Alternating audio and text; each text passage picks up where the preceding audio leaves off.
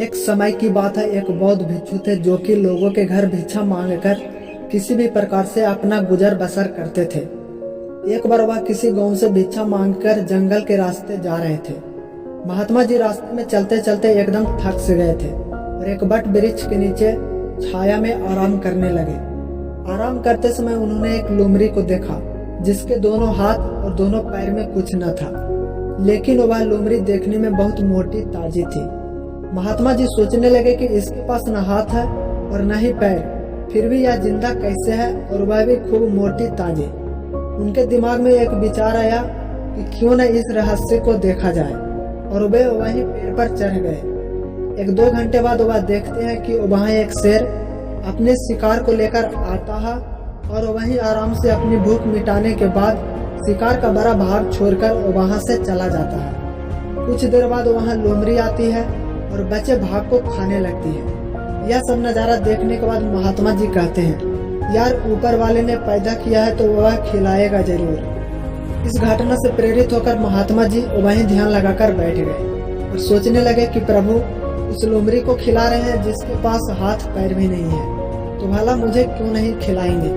1 दिन बीता, 2 दिन बीता, इसी तरह 3-4 दिन बीता। अब तो महात्मा जी बहुत कमजोर हो गए और दुखी भी, क्योंकि 4 दिन हो गए थे किसी ने उनके भोजन का प्रबंध नहीं किया। यह सोचकर महात्मा जी बहुत ही गुस्से में थे। अचानक उन्होंने देखा कि पास से ही साधुओं की एक टोली आ रही थी। महात्मा जी साधुओं की टोली को देखकर भड़क उठे और गुस्से में बोले, बताइए, मैं भगवान का इतना बड़ा भक्त हूँ और 4 दिन से भूखा हूँ। किसी ने मुझे खाने के लिए न पूछा और न ही पानी के लिए पूछा, जबकि यहीं जंगल में एक लोमड़ी है जिसके हाथ पैर भी नहीं है, फिर भी वह खा पीकर एकदम मोटी ताजी घूम रही है।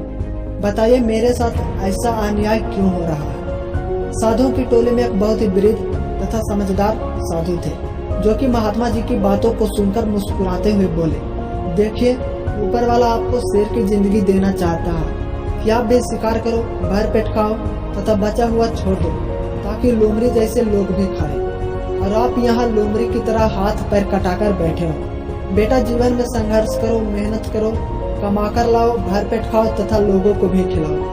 तो दोस्तों, इस कहानी से भी हमें यही सीख मिलती है कि हमें प्रयास करना चाहिए ताकि जीवन में शेर की तरह जिंदगी जिए, खुद शिकार करें, भर पेट खाएं तथा पास पड़ोस के असमर्थ लोगों को भी खिलाएं।